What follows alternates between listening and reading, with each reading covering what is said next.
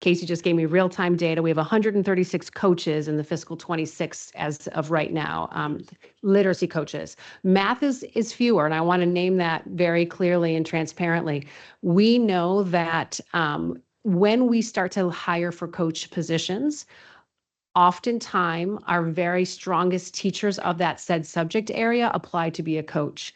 And we're mindful that when we pull our most skillful, effective teachers out of the classroom, there is this push and pull. So while we're growing and advancing coaching, we may actually be impacting the actual classroom instruction. We had an opportunity with our literacy to scale it over time. With math, we are not at that scale yet, but we are making huge gains. So I think the first year we had 12. I'm going to lean on Casey. She's probably going to check and get me some numbers here to see where we were last year, but we've been growing exponentially. And again, very ambitious because we want to make sure that we are not pulling our very best teachers away from students in a way that actually tips it to being impacting students in ways we don't intend. So it's a little bit slower in math, but the model is the same. The development, yeah. So I understand.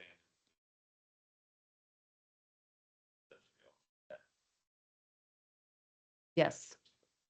And it's a recommendation. And we've also said, if you can't afford or find a full-time release, we will absolutely support someone who's part-time out of the classroom or who can even come just on the days for training. Because the bottom line is we want to increase the capacity of math leadership in your schools. So we're being very flexible in that math space, knowing that there are fewer FTEs available for those roles right now. Great. Yep. Thank you for that. And again, Yep. just to sort of wrap up that line of questioning, that, what I like seeing is a clear strategy and money put towards that strategy and saying, Yep. this is how we're going to drive student achievement. Where my questions are is around the accountability and around Yep. the outcomes and how we're monitoring something that, we're putting a lot of money into. So I appreciate it. Thank you. Yep. Pause for now. Thank you so much, Commissioner Raymond. May I defer to other colleagues? If I can say in the same vein,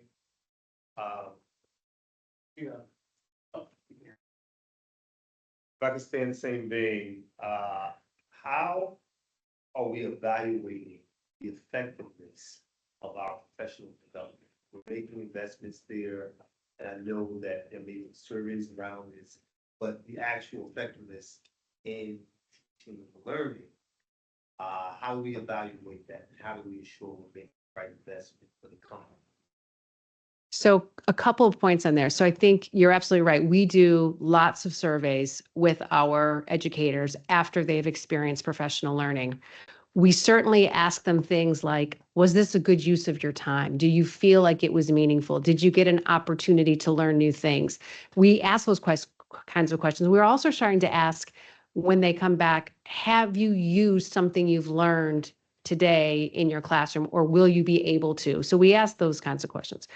When you start to try to tie professional learning to student outcomes, right? Student achievement in math or even growth, there's a lot more that can happen in that middle of space.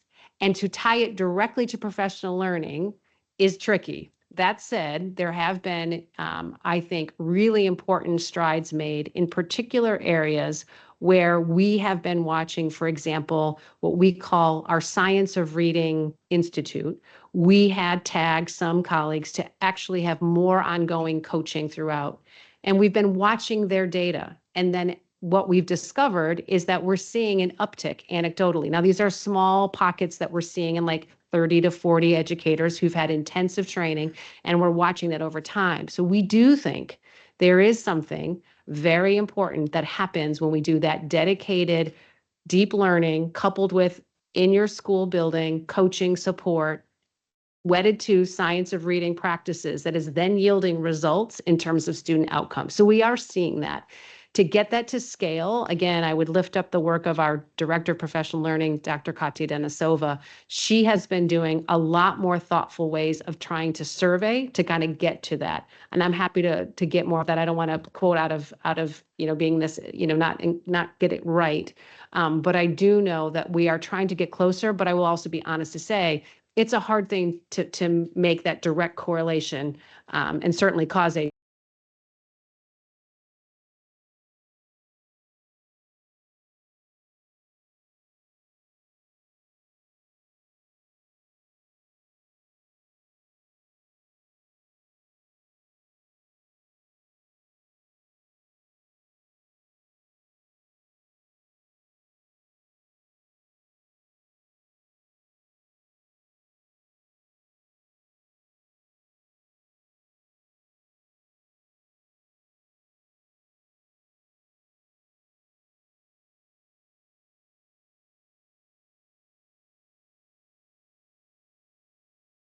the same within math instruction and maybe some of the barriers that we face and how we plan to get past those barriers to ensure that we are implementing, we found something that's working, that we're implementing it in math as well, because math is a priority.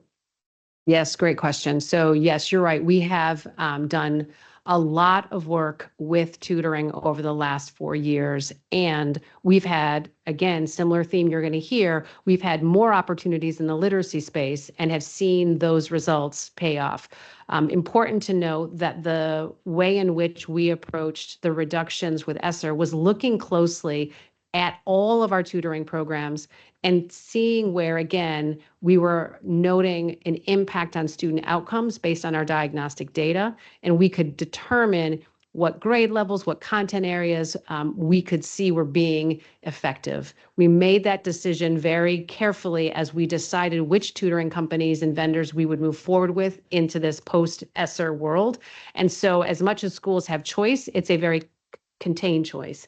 They can't just choose whatever program. There's a small set that we've selected.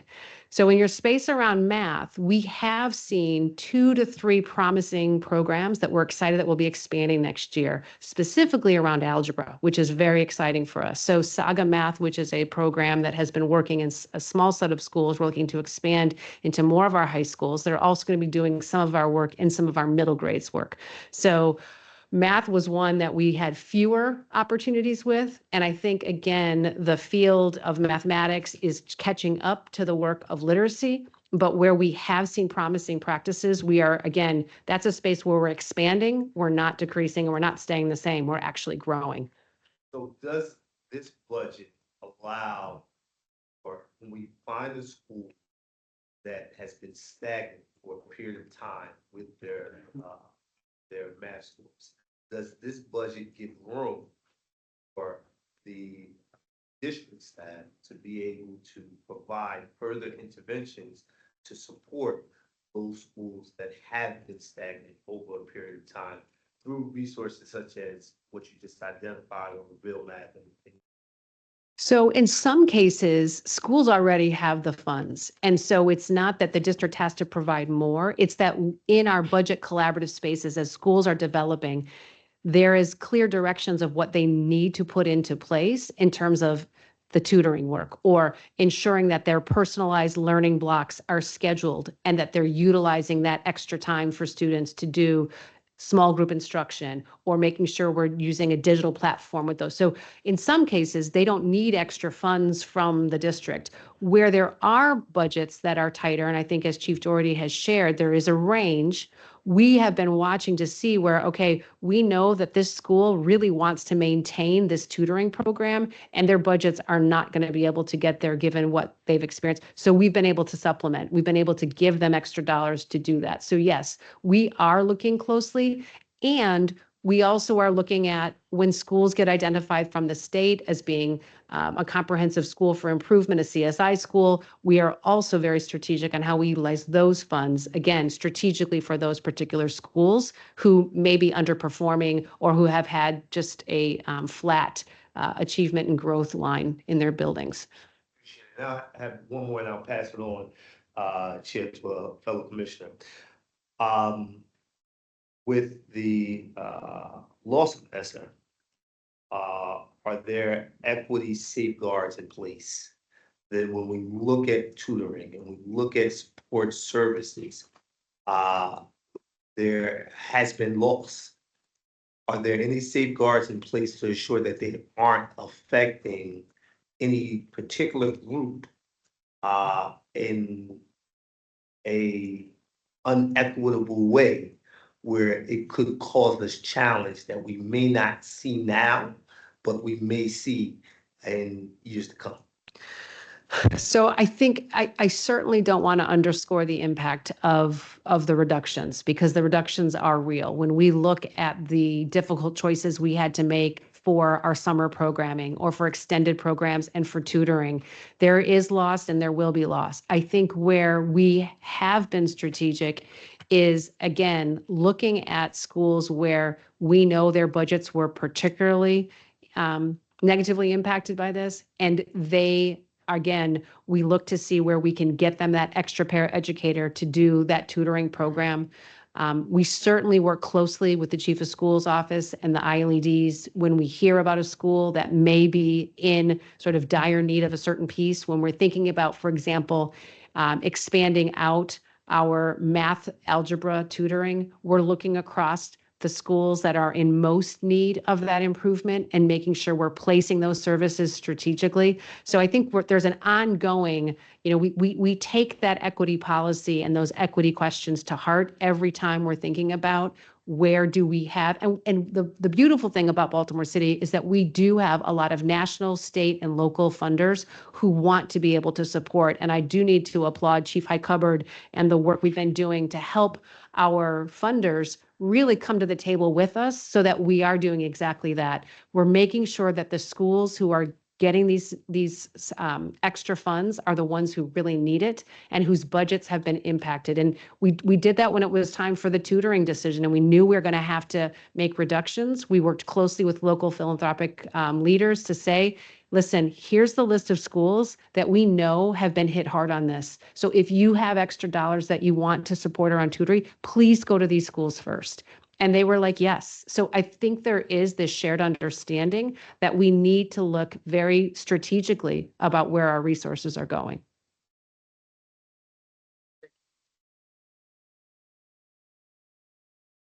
Real quick, because first of all, I appreciate all the hard work that's been done.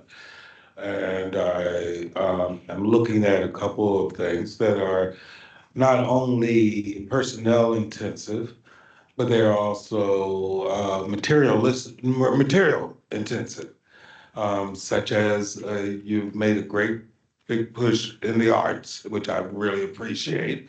And but we've looked at it on a personnel sort of standpoint. We need more teachers, of course, do, but we need more teachers. We need more teachers, but I hire 100 teachers and I give them all a kazoo. I mean, yeah, it's like those things that are intensive in need. How has that been balanced in this budget so that you have the materials, you have CTE, I mean, you get a lot of Perkins funding there, but still, how do you balance that in this budget? Because there's still material needs.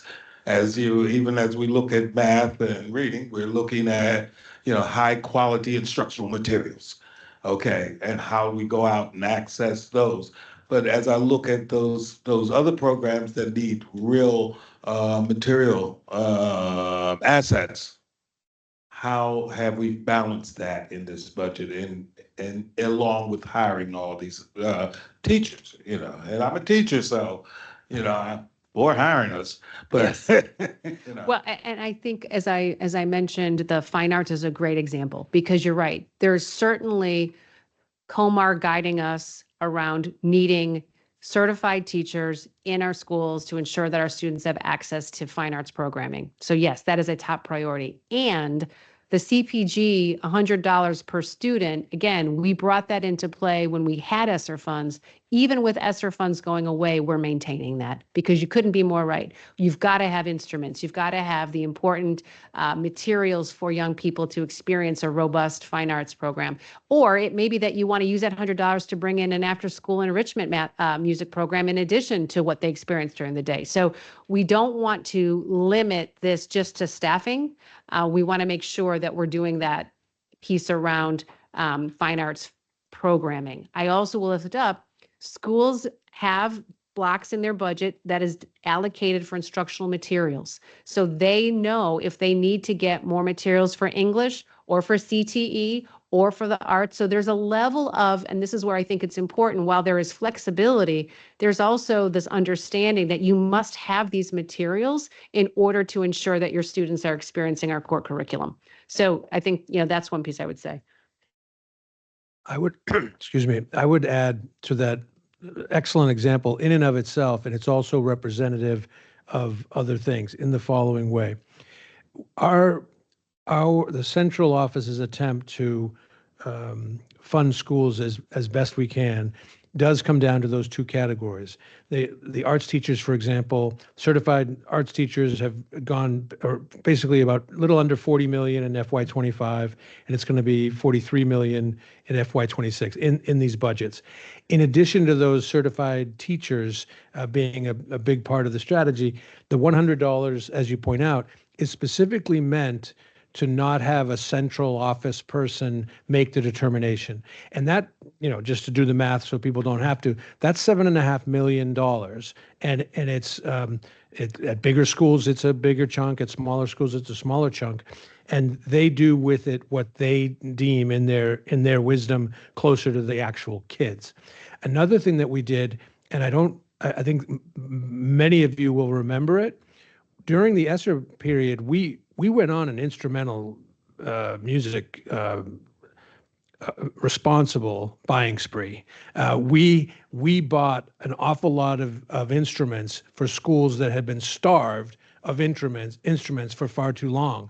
And you may also remember that certain vendors hit their vendor cap because we were buying so many instruments from the local vendors, and we put in place new contracts with those folks, and that's a durable good. I mean, I don't know exactly how long you amortize the life of a cello or a clarinet, but it's a durable good. It's not a consumable; it's a capital asset, and we unapologetically leaned in to those things with our ESSER funds, totally allowable. And so, as you see here, we're still not taking our foot off the gas on these things, but it's against the backdrop of having tried very hard to ramp up our support. Oh, and that was all central money. That was central money buying all those instruments. So I just wanted to add that as one example. Questions from board colleagues this evening? Yes, Commissioner Wester.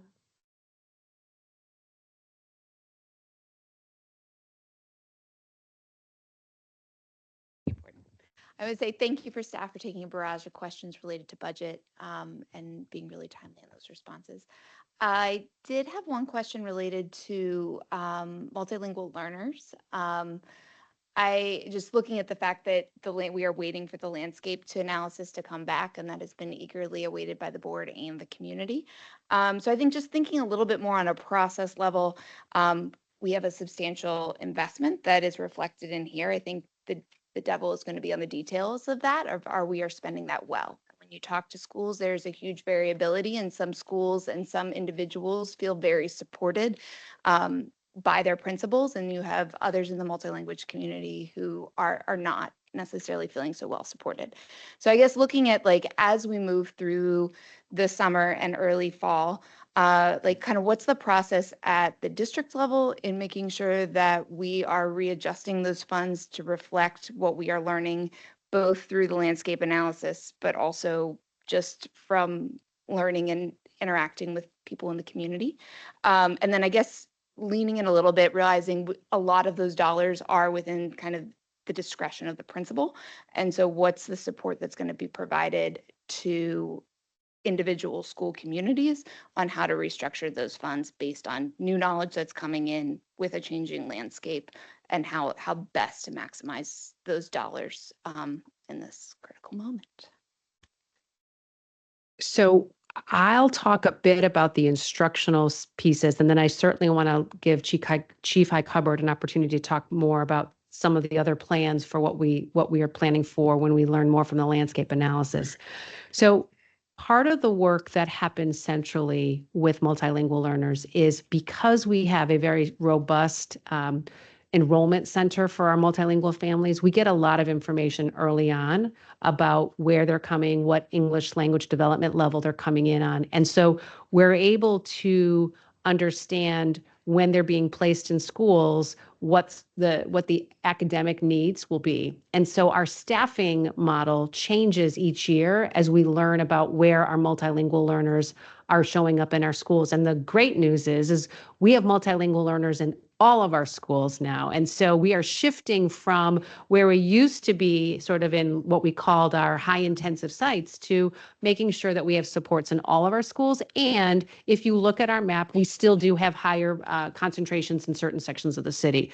And so when we deploy those staff, they do receive ongoing training. They receive the important support and coaching that they need. One of the most exciting things about our some of our central office changes this year is the school success liaison that we launched last year for mathematics, for literacy and special education that the board approved. We are now bringing that into the same space for multilingual learners. So we now will have school success liaisons solely focused in every CLN around multilingual learners. Again, being able to go out to our schools and offer more support with, again, centralized vision around how we support English language development, not just for ELD teachers, right, but for all teachers. So there are instructional strategies that we want for all. And truth be told, the strategies for an English language learner are actually strategies for all learners. And so there's a real powerful opportunity for us to make sure that as we're going out and doing this great work, we're actually serving all students, but we have a very clear lens on that multilingual. So I do think in the instructional space, there is a centralized vision around it. The autonomy may be around how schools might use some of their family engagement activities and pieces there, but the instructional guidance is very much a district sort of tightly held space.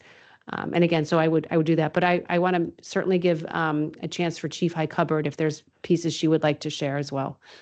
Yeah, thank you, Chief Dabrowski, and thank you for the question.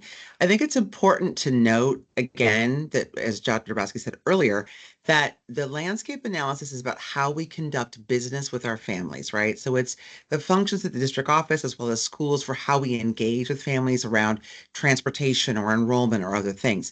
Our budget annually last year was over $45 million. It's over $45 million for this coming school year, is predominantly in academics. $37 million is on school-based positions alone to support our multilingual learners and academic success, right? And about under $1 million is just short of $1 million is from my office to support our multilingual family investments. That includes translation interpretation of our telephonic interpretation systems, staffing. We're actually having a new staff person. So once this landscape analysis is done, and it will show us the highlights of where we're doing things well on conducting business and where we need to grow, we will then have a staff person on staff full-time every day putting together a strategic plan, as Joan has for academics, on how we support our multilingual learners and families in the system. And so that business model will be developed over time. By the next budget cycle, you will then see additional requests or allotments in school-based budgets around things they need to better support our infrastructure supporting families. So for example, I'm going to make this up, but example would be if a school has more than 50% of families who speak Spanish as the first language in their home, maybe there's a requirement at that school that they have to have someone in the front office who is bilingual. Those are things we will work through as we put together our strategic plan and our next steps after the landscape analysis is done. But we have, over the past 5 years, really gradually invested more and more.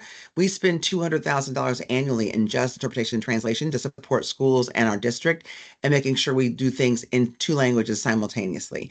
We know there's room to grow, but this landscape analysis will really give us the path forward to know exactly where we're doing well and where we're not. And so we're just waiting for we put the firm in charge of doing more stakeholder engagement. We thought they hadn't done enough stakeholder engagement to sort of get information from our schools. And so I know even as recently as last week, our principals were in focus group conversations about what worked well for them, what didn't, and what's the best practices at their schools, so we can learn from those things and then expand it across the district. Can I add a multilingual question? Sure. Research shows that dual language programming can be one of the most effective ways to instruct our multilingual language learners. And it's not clear to me what role that strategy is playing in serving our multilingual language learners. We have an emerging program at Rura, we've got a program at Lakeland, but those seem to be pretty they're driven by motivated folks and motivated principals who want to run those programs. So could you elaborate on what the strategy is for dual language in this district, given our population, and then also maybe give us a sense for how much of the money that we have, I'm looking at the slide for MLLs, how much of that goes towards supporting dual language programming in the district? Sure. So in our multilingual learner strategic plan, Goal 5 is expansion of dual language program. And I will say one of the pieces, so yeah, I want to lift up what you just said. We know that in terms of language learners that come into our community, using their L1, their primary language, is actually a strength. It's asset-based teaching when we use that to then help them become bilingual, right? Truly bilingual in Spanish and in English. And so a dual language program is a beautiful opportunity for that to happen. It's also expensive and it's hard to staff. So I want to be real transparent on why this is a hard thing and a beautiful thing at the same time. Because what we know is one of the challenges we've had is ensuring that we have enough bilingual teachers for all of our English language learners across our city. And so when you want to lift up a dual language program, you saturate a school, rightly so, with a bilingual staff that's able to lift up a very robust dual language. So we've been cautious about how much we can expand, and yet we know that there's an opportunity to expand. It's something that, again, as we continue to think about how our community changes and we continue to get more staff who are bilingual, if there's an opportunity to bring on another one, it's not something that we're opposed to, but we're also cautious because this kind of goes back to the math conversation. When we know we have a limited set of staff to do this kind of work, if we put it all into one or two programs, there are costs that come to those then who are not receiving support in it. I will also say that sometimes our same teachers who work in a dual language are the ones that we want to be teaching in our world language programs. So that's the other part of the idea of wanting to be able to teach Spanish in our middle school programs across the city. And we are chronically understaffed there too. So we're pulling from the same group of candidates, if you will. So I think there's important work to do around it. And I will just lift up again that I couldn't agree more that dual language programs are a wonderful model. And as we grow in that community and space of that, I would want us to see if we could add more. And it has been something that we've been studying and working hard at Rura and at Lakeland. So just, again, not to sort of beat the horse, but do you have a sense for what our investment is sort of represent?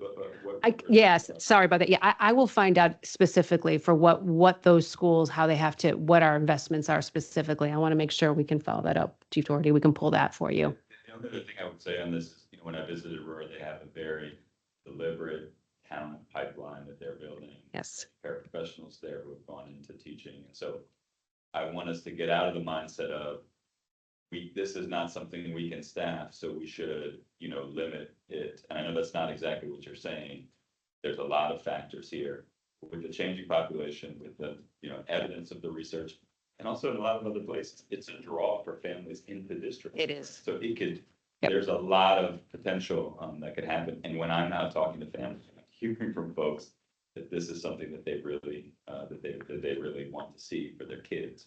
So I would love to see those numbers and just appreciate that it's in the Yep. strategic plan, and just want to, highlight that I haven't heard very much of it as one of our core strategies to support our multilingual language families, and I would love to hear more of that. And I'll be real just transparent to say that because it is so small, I wouldn't want to misrepresent and say that it is a core strategy because it is so small. I think we have been looking more at providing ELD supports across all of our schools right now. And I think because we faced, and again, I want to shout out Human Capital because they've really helped us with the vacancy gaps that have been in our ML space. In previous years, we'd have upwards of 20 to 30 vacancies. So it's hard to lift up dual language when we've got that level of vacancy. However, we're getting where our vacancies right now are less than 10. So again, over time, I'd like for us to be able to say we're expanding that, but I also want to be fully transparent on sort of the space where we find ourselves and trying to move quickly as this is shifting and evolving. Yeah. Thank you. Yep.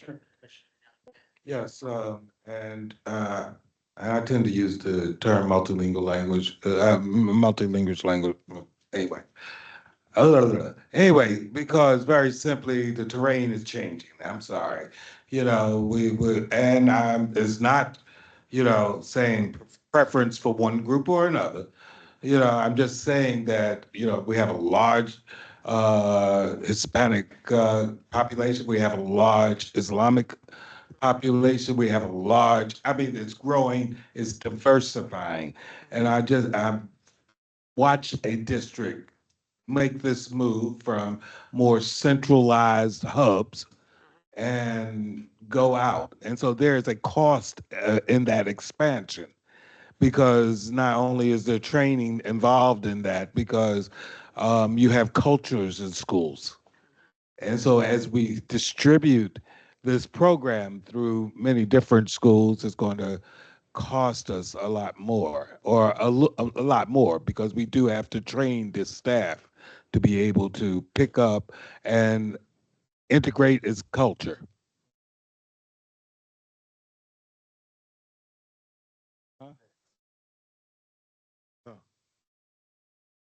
To integrate, no, it's sitting right there.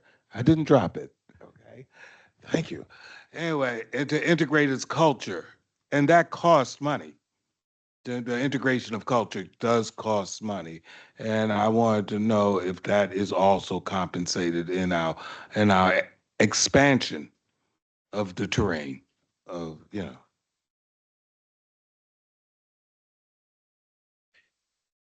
I would say at the highest level of viewing, the good news here is that because of the blueprint, we really are in a position, not that these programs are, only going to be made up of students who have multilingual learners.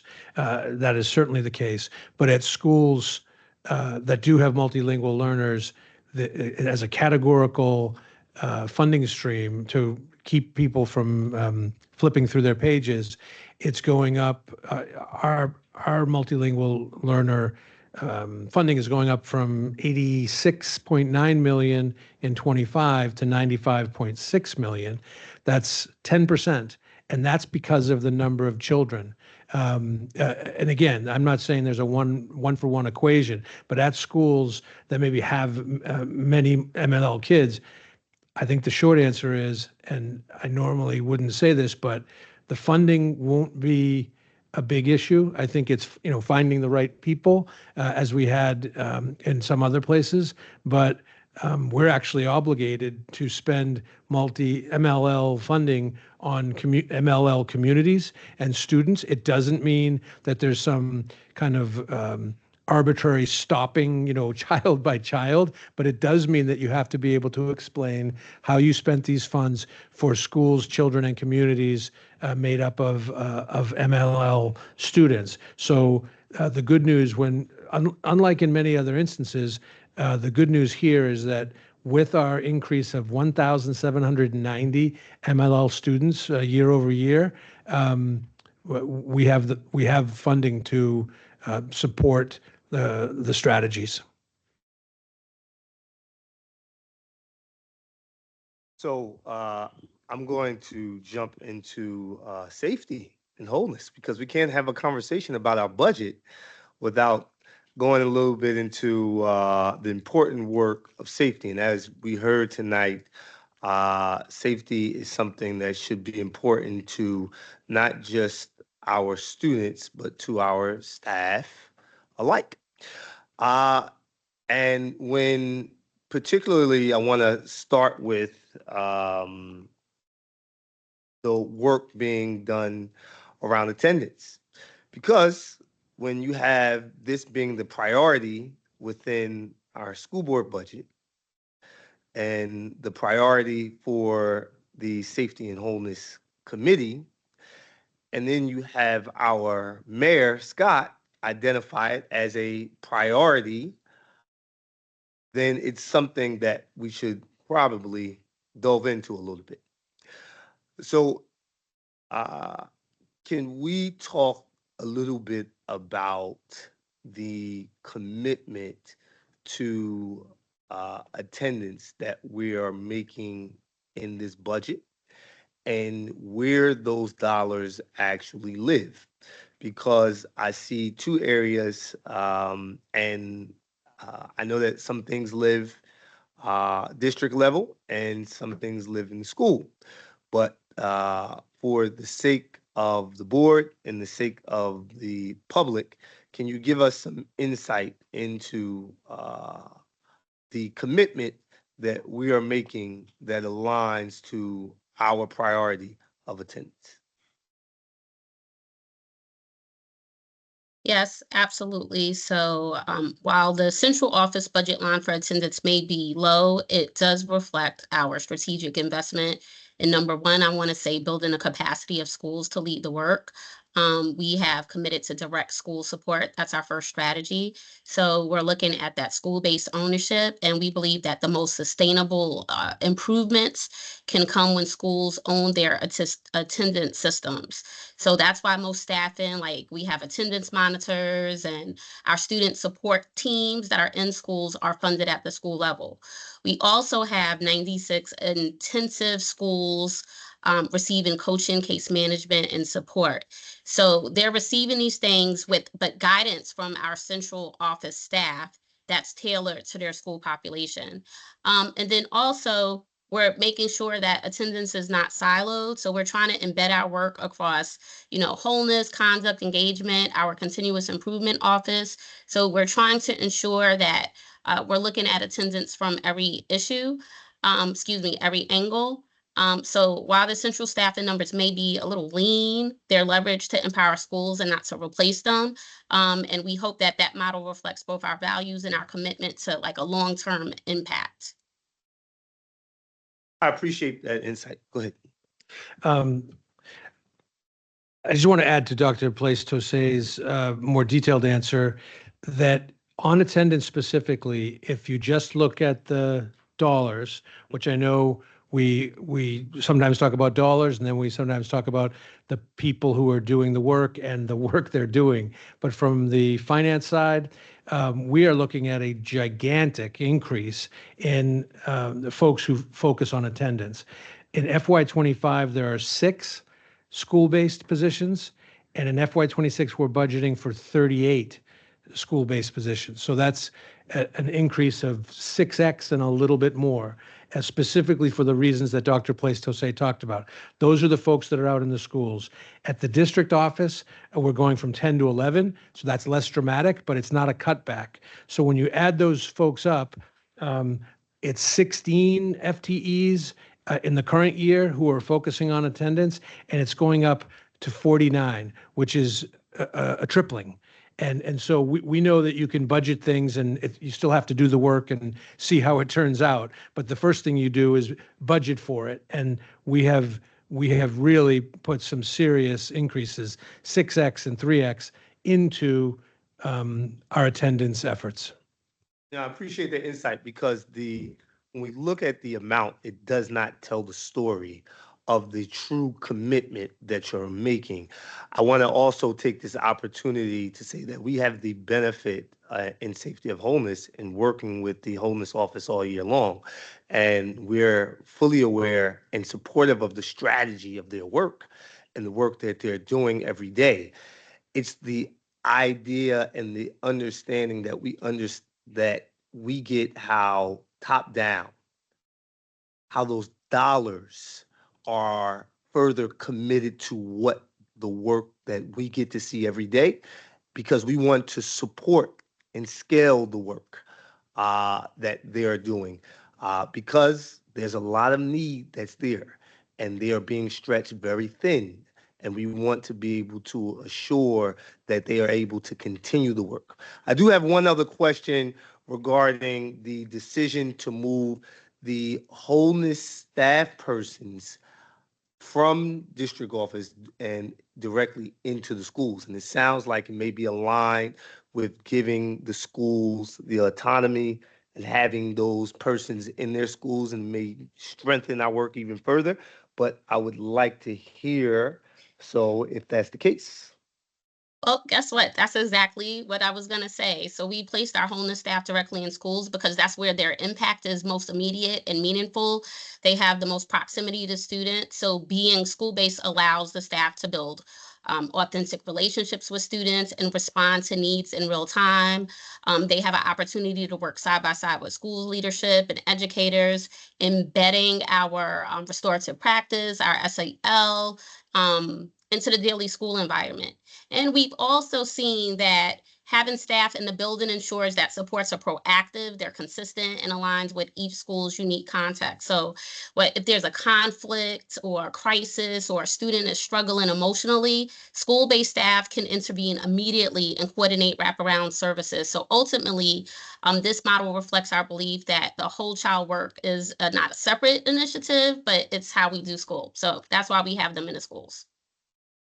Thank you. I appreciate that insight. I will end with this, that as it is important for us to have these strategies and go deep with them, I want to say that we would want some sort of reporting on how we assure that the work that the district has been doing, that they're able to maintain that work while we're making those shifts. Because I think that this is very important, the commitment that you're making into schools, but I think it's equally as important that we're able to maintain some of the flexibility that we've had in the past with giving leadership, particularly in safety and wholeness, the flexibility of sending persons out to areas that have a need, because we know that need arises every day. And if we don't have some level of flexibility there, then we're going to find ourselves creating a need where we may not have a line item to fill it. But with that, thank you. Thank you. Additional questions? Sure. And I'm gonna have one to wrap us up. No. I did want to quickly touch on CTE programming. I am immensely grateful to be living in Maryland and that this has been a priority statewide with the blueprint and just looking at how we are moving to equip students to be successful in a variety of ways. So seeing that number and again, leaning into that theme of like district allocations as opposed to other budgets. So it's looking at somewhere between 1 and 2 million, depending on what and where you're defining as these strategic investments in CTE, looking a little bit more detail on what that is covering. And then if there are also funds that are showing up at the school level, whether that's in, training supplies, suppletion, positions, et cetera. And then also looking a little bit at in terms of infrastructure investments. Technology is changing rapidly and our facilities need to change as well. And so looking at kind of specifically for our high schools that have a like large and growing CTE programs, what's the commitment there to making sure that we have facilities and resources needed for them to be successful? So I'll start with some of the instructional pieces, but then we move into facilities and capital. I may toss to my friend over here. If that's all right. All right. Okay. So I will say that the CTE pieces around what those things are, you started to rattle those things off, and that's exactly right. In some cases, it's materials. In some cases, it's ensuring that we're getting those IRCs. So industry recognized credentials is a big part of what the blueprint's asking us for. So ensuring that we're preparing our students for that means making sure we have materials for those exams, making sure we pay for those exams, we do all the preparation for that. Certainly professional development for our CTE educators is another part of our strategy there.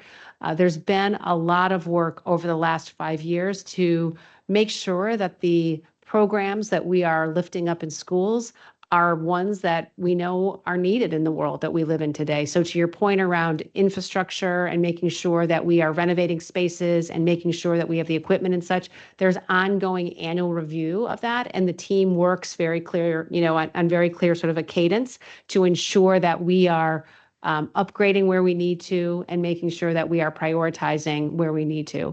I think the other part of our CTE efforts is recognizing that the state has ushered forward sort of this North Star around either this apprenticeship work-based learning experience or getting that IRC.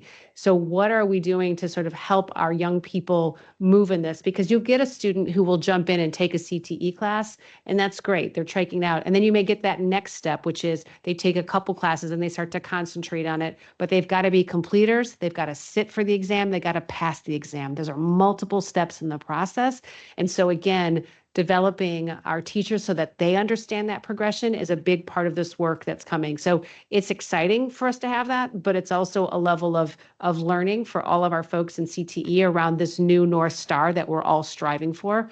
And I will say the other part of the work that is not necessarily reflected here is just the community engagement around this and working closely with the mayor's office and working closely with local businesses to really make sure that we have places and spaces where our young people can go and get that work-based experience. So that's another side of the strategy. But I want to just check in with Chief Doherty around just our spaces when we think about CTE.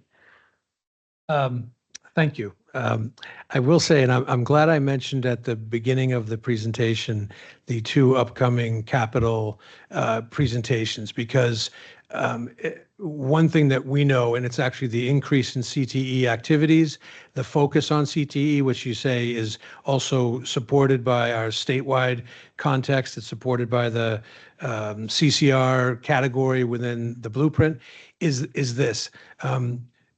A school is not a school.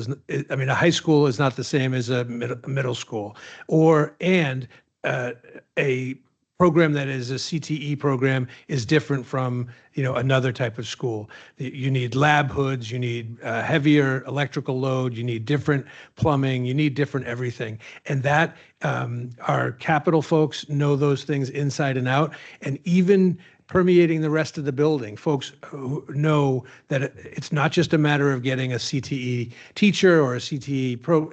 You need capital assets that are conducive to a wide range of these programs, and they cost more money. And that's what we are budgeting for. Although because those are capital assets, I will hopefully just put a pin in that, but it is a great question, and we are very aware that it's not a matter of square footage or how many desks. It's a whole different animal, and that's the way we're approaching it.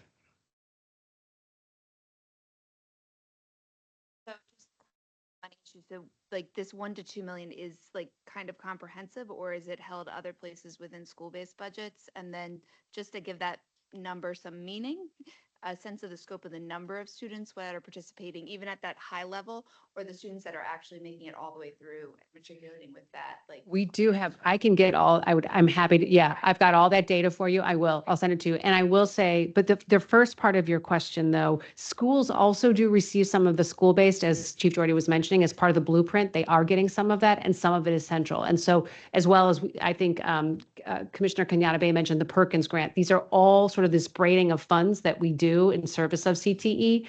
And we can get that to you of how we break that down. Let me go Commissioner Coy and then Commissioner Redding. Yeah, this is not a question, it's a comment. I don't want to end tonight without saying that I know for a fact that there are folks across the state, across the country, who look at the team that is here in city schools, especially in this regard of school finance and management, with envy and admiration for the knowledge, the expertise, the integrity, and the tenacity that you all bring to this work to stretch every dollar, respond to the uncertainty with thoughtfulness, and engage in a dialogue like we've had here tonight. I just want to say thank you for this work and for the dedication to the students of city schools.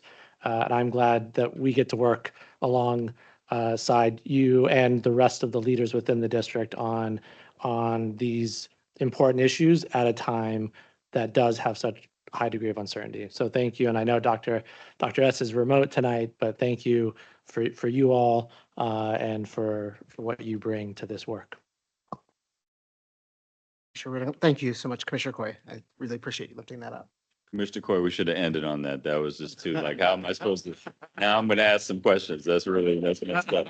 I agree with everything that Commissioner Coy said. I do still have questions, and I promise I'm done. Chief Doherty, I wanted to just talk a little bit about the relationship between school size and the budget, and specifically, approximately how many schools do we have? Let's call 169 schools and programs. Of those, approximately how many have fewer than 250 students? I'll get you the exact answer, but it's like 35 or so. It's far too many. I mean, that sounded wrong. We keep track of those things, and I think, and I'll get you before you get home tonight, the exact number, which I'm estimating is about 35. And the challenge of small schools is very real and very hard and heartbreaking. And because a lot of people like their small schools, there are certain attributes of a small school that people value, and the numbers just don't make it work. And I mean, as far as I can tell, no one can make it work without an additional infusion of funds that has to come from somewhere that is not long-term or structural. Actually, I'll give you happily a full graph of how many are under 250, how many are under 200, how many are under 150, and going up to 300. I recently went to a meeting of other chief financial officers, and we all talked about how hard it is to make it work. And some people use 300 as the kind of de facto thumb rule of when it can work. And we also hear 250, but 300 is more common to hear than 250. And, excuse me, the blueprint is making what was already very hard even harder, because when a student, when a bigger school has students who have MLL funding and SWD funding and compensatory ed funding, in addition to the foundation funding. And I know this sounds very financy, but those larger schools can do an awful lot more with those funds. And the smaller schools, almost irrespective of the makeup of the student body, it's just very, very hard to make work.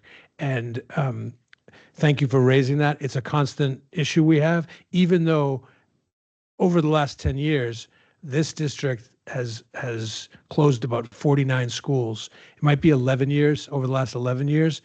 And other districts, I think, haven't made those hard choices. We have. We still have a large percentage of rather small schools. Also, follow up on that, Dr. Santolita said earlier today, her remarks that 40 schools received supplemental funding. Of those 40 that received supplemental funding, how many of those would you characterize? I mean, the majority of those, I'm assuming, are small schools. Is that an accurate assumption?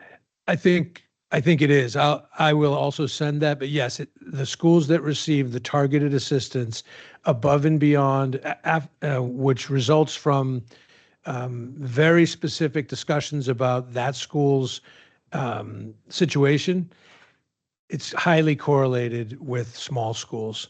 And again, we can send that information as well. It's not a correlation of 1.0, but it's 0.8 correlation between smallness and the need for extra blueprint funding, or blueprint funding that is outside of the blueprint. So I appreciate that answer. This is really more for my board colleagues, I think, than you all, which is that, when you combine the fact that the blueprint's making it harder, we're probably going to get less blueprint money over the next few years. We want to maintain utilization rates in some of our 21st century schools. It really means that we have to make some tough choices up here and some creative choices about the footprint in our district. And so I just hope we hear that, and I hope that we have the courage to make some of those decisions. And we know there's a tough funding landscape ahead of us, so we need to lean into that and figure out how to make this sustainable. Appreciate the answers on. I'm going to take a point of privilege.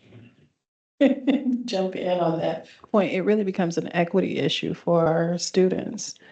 So I think this board is willing and able to make those hard decisions in the sight of the clear equity issues, not being able to give our full student body the education that we are required actually to give them. And so there's some students who may not be receiving the full complement of what they need.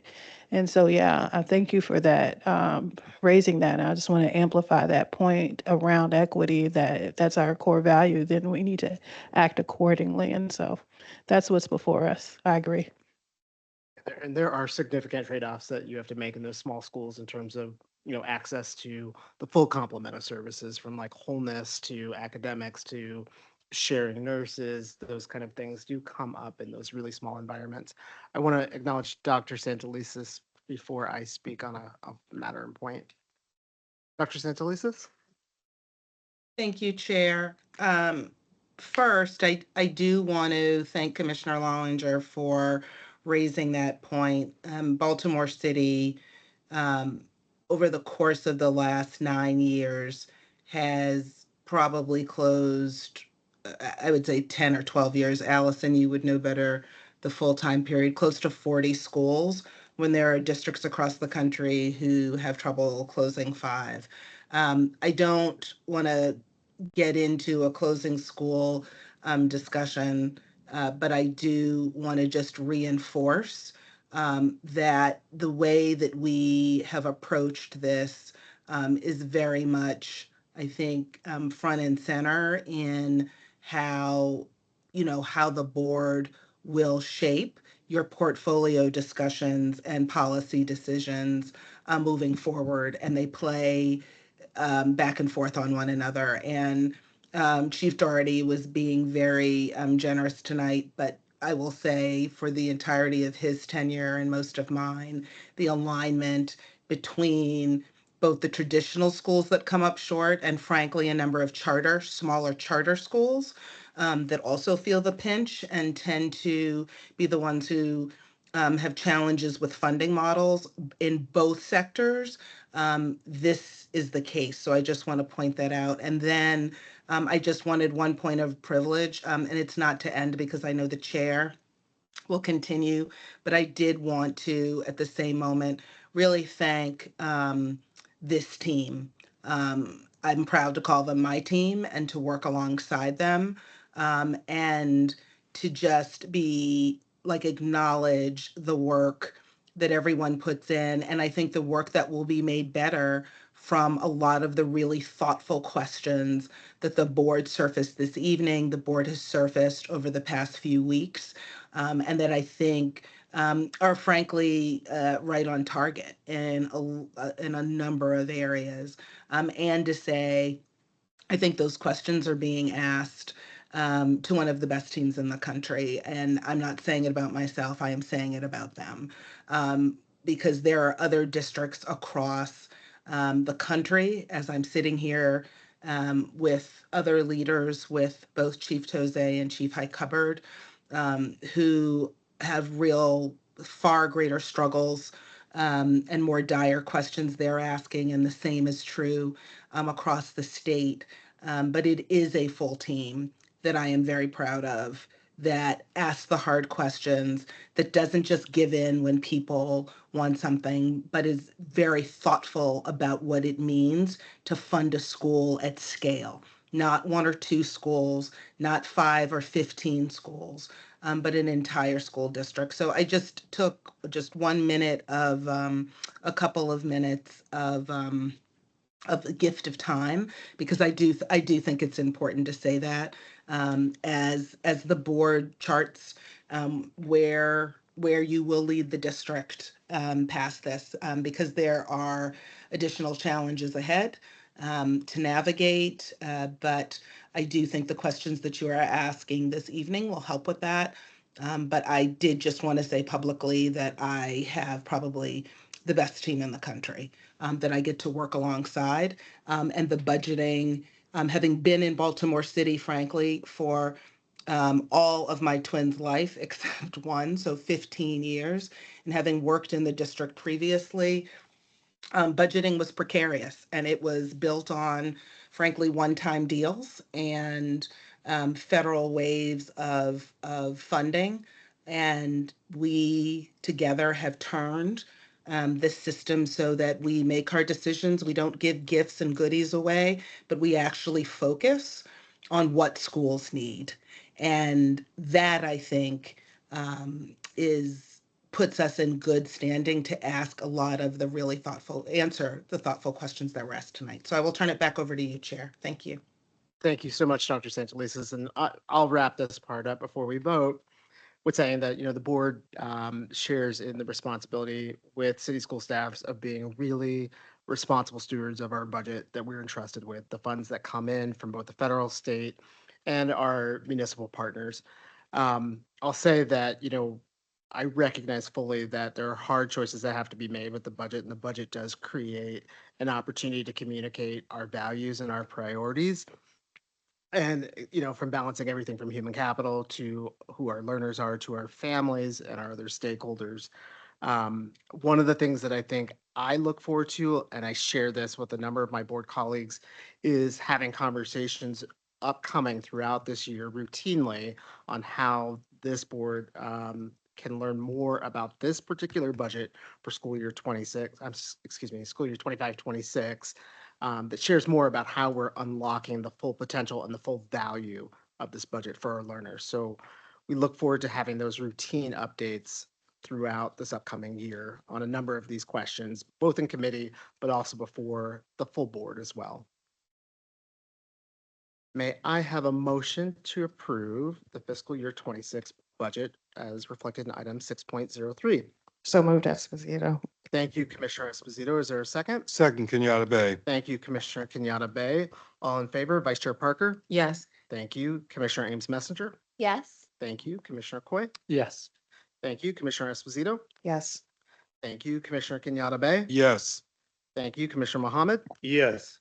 Thank you, Commissioner Redding Lollinger. Yes. Thank you. Commissioner Rooks, I'm not sure if he's joining us online. Give him a moment. If not, he'll chime in if he is here. Commissioner Simmons. Yes. Thank you, Commissioner Slater Harrington. Yes. Thank you. One more check for Commissioner Rooks. And I am in favor. This motion passes. Thank you so much to the entire team tonight for the presentation and the work you've done throughout this entire season.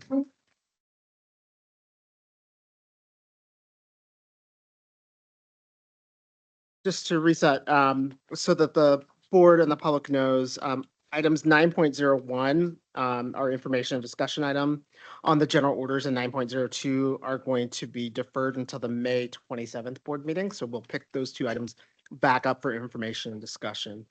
As we close out this evening, I'm actually going to turn it to Commissioner Mohammed to move us towards the end of our agenda for an important announcement, and then we'll move forward. Thank you, Chair. May, for those of us that may have not known, is Mental Health Awareness Month. And it's a reminder that our mental and well-being is just as important as our physical health. Whether you're a student, parent, or a staff member, support is available. City Schools partners with Hazel Health to offer students free access to licensed therapists through virtual therapy sessions. It's a safe, convenient way to get help when you need it. For parents, parentguidance.org offers free coaching sessions this month on topics like grief, confidence, emotional regulation, and online safety. And for our staff, you can access support through, of course, your health insurance or receive free 24-hour counseling through our employee assistance program with ComPsych, covering stress, relationships, anxiety, and more. Let's continue to reduce stigma by having open conversations and using the tools available to us. To learn more about Hazel Health parentguidance.org or ComPsych, visit City Schools website. I want to also take this opportunity to thank Related Services because the work that you do every day in our schools cannot be overlooked. So thank you all, but let's keep prioritizing wellness and supporting each other, not just this month, but every day. Thank you, Commissioner Mohammed. I appreciate it. Just so the public is aware, a couple of upcoming meetings I want to make sure folks are aware of. So on this Thursday at 4 p.m., we will be having the new charter application work session, which will be open to the public. That link will be made available on our City Schools website. Operations Committee will be held Tuesday, May 20th at 10:30 a.m. in the morning. Same day in the afternoon is the Policy Committee. Safety and Wholeness, is that that's going to be out in the community, correct? For May 22nd? The 22nd will be a virtual session. However, we will be at Edmondson West Side on June the 5th. Awesome. All right, so Looking we will forward to have seeing that it. information and more details along with the flyer available on our website. We'll be back here on the 27th for our full board meeting, but we do really encourage the entire public to turn out for our work session on new charter applications.